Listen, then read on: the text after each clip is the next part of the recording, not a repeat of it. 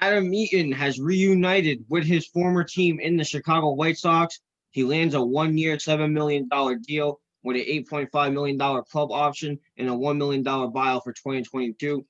He played with the White Sox from 2014 to 2016, and he was acquired from the Nationals, and he was on that 2019 World Series team with the Nationals. That was a great team right there. This was obviously, of course, reported by Mark Feinstein, and I'm gonna start with you, Mario. What do you think, man? Yeah, well, I mean, congratulations to Adam Eaton on going back to his former team. See, Adam Eaton to me, Nate, he doesn't like he's not a power hitter. You know what I'm saying? He's not like what you call like a contact hitter. But I think Adam Eaton is a very good. I think he's a very good fielder. I think he's a very good utility guy. I think he's a guy that people will definitely want on their team. He's been in the league for a bit. You know, he's been in the league since 2012. So I mean, he is what you call a veteran. He's never really slowed down though. You know, he's always kept kind of the same pace. So I mean, honestly, if I got to be honest with you, Nate, this is a good thing. This is a good thing for the White Sox getting back Adam Eaton. And I'm telling you, the White Sox are slowly becoming that type of contender. They're slowly getting Absolutely. different pieces to help them in different areas. And I think I love what the White Sox are doing. You know, I think they're going to be a very underrated team. I think they prefer to be a very underrated team because once you're overrated and you're overhyped, then that's when all the attention starts coming to you. So I think they really prefer to be where they are right now. They're not going to make huge signings, like sign big name guys. They're not going to do that because I feel like they do want to stay under the radar so they can and get certain pieces that will help them, but not pieces that are like huge names. Like they don't want the Trevor Bowers or the George Springers. I don't think. I think they want these guys like Adam Eaton, and they want help me out here. They got a couple more additions this year. Yasmani, they got Lance Lynn just the other day. They have It's guys like right. Yasmani Grandal. They have Yeah, on Manny Machado's cousin, isn't that Yonder something? I can't remember his last name. I know his first name, something like that. but But yeah, that's what I'm saying. Like they're getting good pieces, but they're not getting pieces that are like breaking news. Like this person's signing, so they really do want to probably stay under the radar. They don't want to be really seen. They kind of want to sneak in there and start making progress there, kind of like the Rays did this year.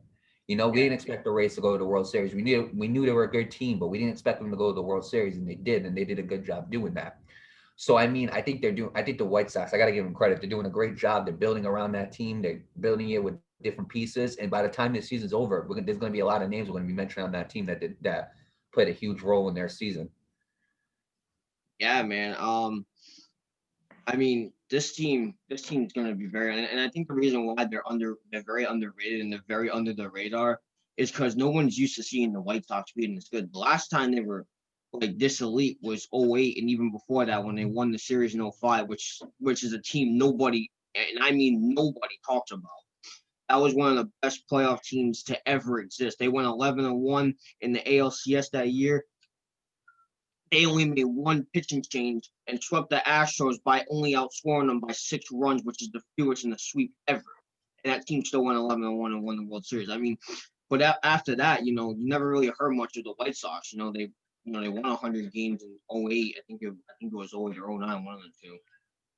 And Right. after that, you just never heard about the White Sox again. They were just that team to exist, I guess you could say.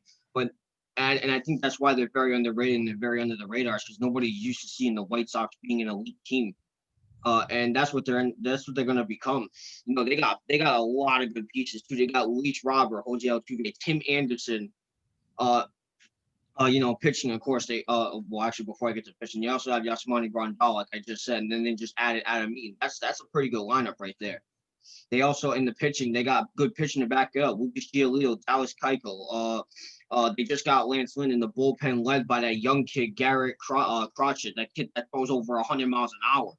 I mean, that's just a very underrated team, in my opinion. I watched this team play all this year, and I'm like, damn, this is how they do it.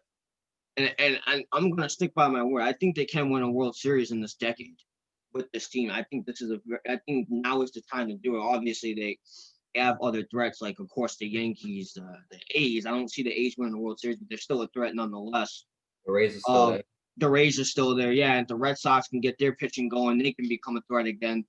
Um, It might be still there. they might be still there. The Indians are still somewhat of a threat, although I don't think they're going to be as big of a threat as they used to be. The Twins are still a threat. Got to remember that. So I mean, they still got a ways to go to prove themselves because they still got to face the most elite teams. I don't know if you want to consider the Astros an elite team right now. I mean, they could. I think they still are. I I think they think the still are Astros. too. I I think they say, still are. yeah, I say as long as they still have that pitching core and they still got like Altuve and Bregman and more, I still think they're an elite team. Yeah, yeah. A lot of people doubt them, but I kind of had a feeling they were going back to the playoffs. But yeah, those teams they got to face, and I'm sure they'll prove themselves. This is a very great piece to start with. Adam Eaton, given that he just came off a World Series win not too long ago, a couple years ago. Seems like forever now, but that was just a very historical run, and now they got that veteran piece in there. Now they're finally connecting the pieces to the puzzle, and hopefully the puzzle becomes complete. So congratulations to Adam Eaton and the White Sox for that.